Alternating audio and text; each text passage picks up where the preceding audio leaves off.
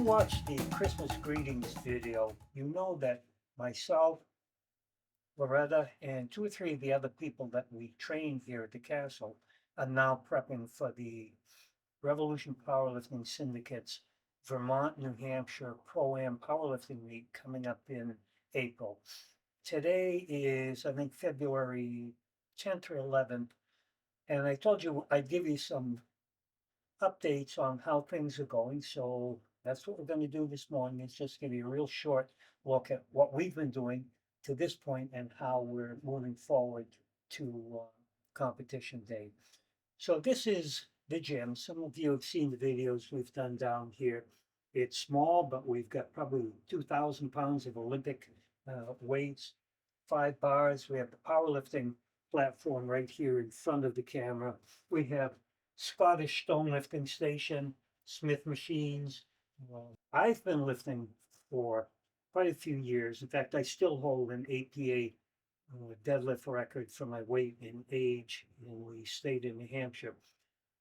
Loretta and Megan and one or two of the other people have been lifting for a short while, but have never done a meet. And part of the prime focus with them has been building a strength base and then specializing in the three powerlifting moves: deadlift, squat, bench press. We're working now 3 days a week doing heavy workouts, emphasizing the three primary lifts: squat, bench press, and deadlift. Because of injuries in my past, I can't bench press because of shoulder injuries. I've had 18 dislocations, shoulder surgeries. I've actually dislocated my shoulder twice in the past year. So I'm going to be doing deadlift and squat. Because it's their first meet, Megan and Loretta are going to do one lift, which is deadlift. So we've been emphasizing power development and base for the deadlift, in addition to working on squat and bench press, looking forward to more competitions coming up in the future. So we're working out 3 times a week: Sunday, Tuesday, and Thursday. Generally, Sunday we're doing deadlift day. Tuesday we do chest, back, arms. Thursday we do heavy squat day. As we get older, and I'm 76, Loretta's 76, Megan is 53, bodies don't recover quite as fast. So we have to have a rest day in between the hard powerlifting days. We will do things like some cardio, but we generally push hard, give the body a rest, push hard, give the body a rest. Specifically, as we head towards the meet, we're kind of using a slight variation, 5-3-1, if you guys are familiar with that procedure. I don't need to explain it now. We'll go into that maybe in a later video. Everything we do, I was trained as a scientist, so we follow science data, the latest research from exercise physiologists, from um, independent peer-reviewed research data. So we use science in our training.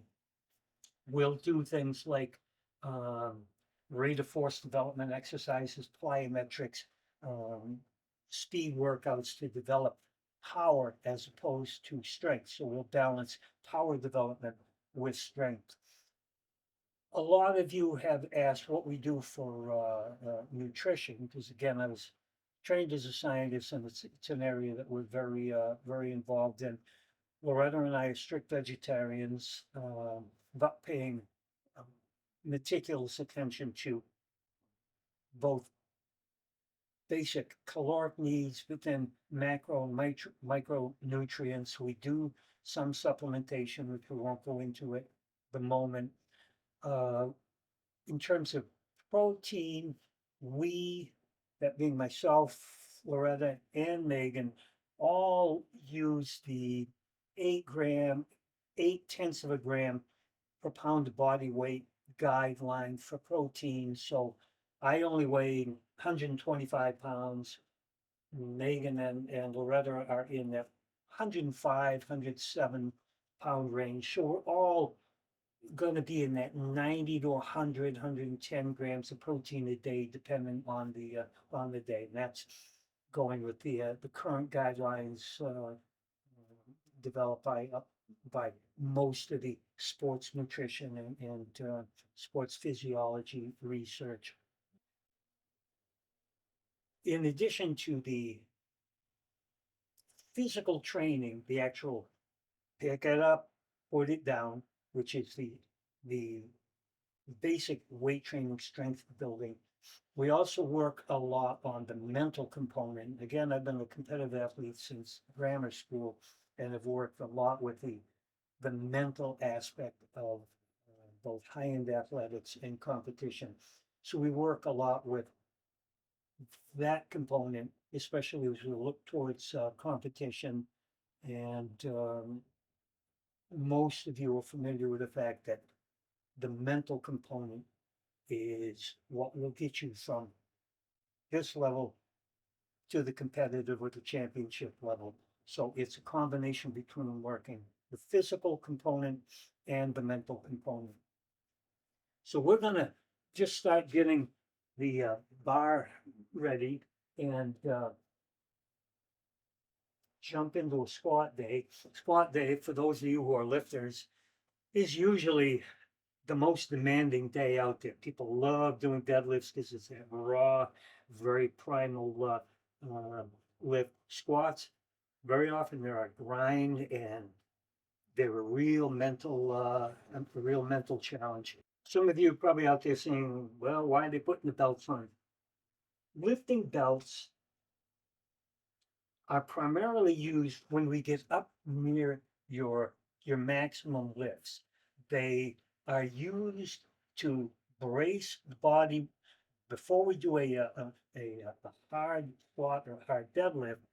You'll see lifters tighten the belt up, take a deep breath in, and then do what we call a bracing against the belt. You kind of push your stomach out against the belt and brace the core. What that does is solidify the whole core and makes it act as a unit. It takes the stress and evens it out to the whole core instead of just um, focusing on your back. So belts, we do not use them when we're at 30, 40, 50, 60, 70% of a lift because we want to actually build those muscles. Once we get near that 80, 90, 100% maximum lift, we will use the belt.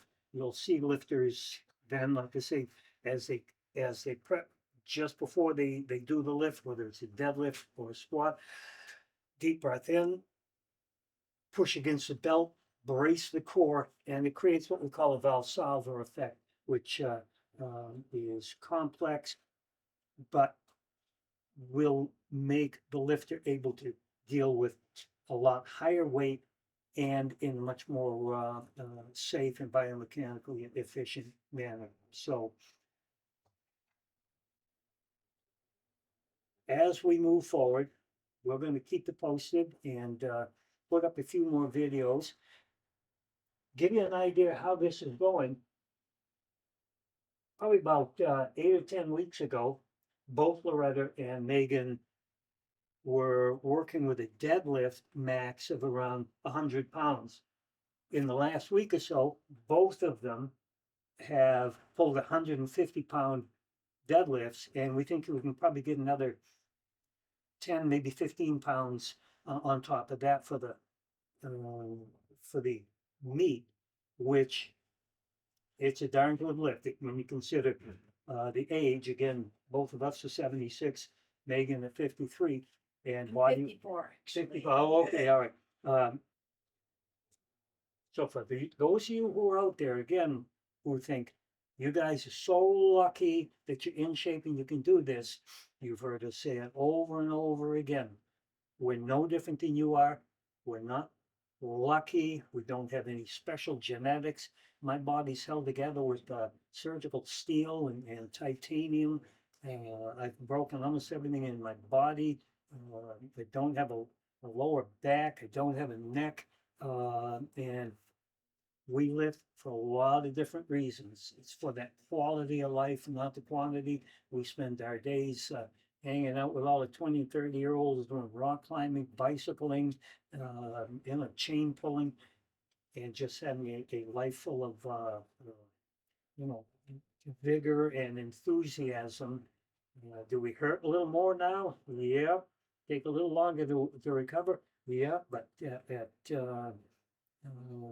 our age or any age, you get out of life what you put into it. So get the hell out there and just do it and reap the wonderful benefits from having a life that's robust and full of life. So we'll keep you posted.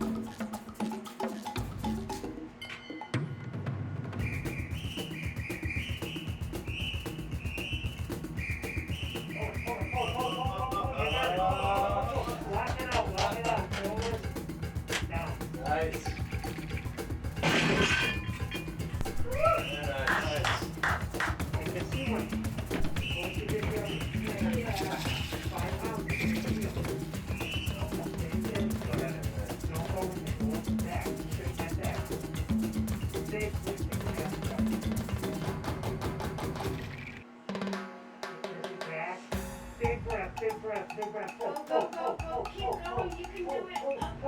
You got it. Hell yeah. Lock it out. Shoulders back. Up and back. Up and back.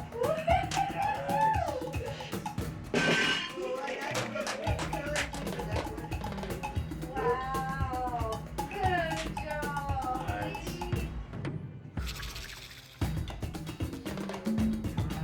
Yeah. Go, go, go, go.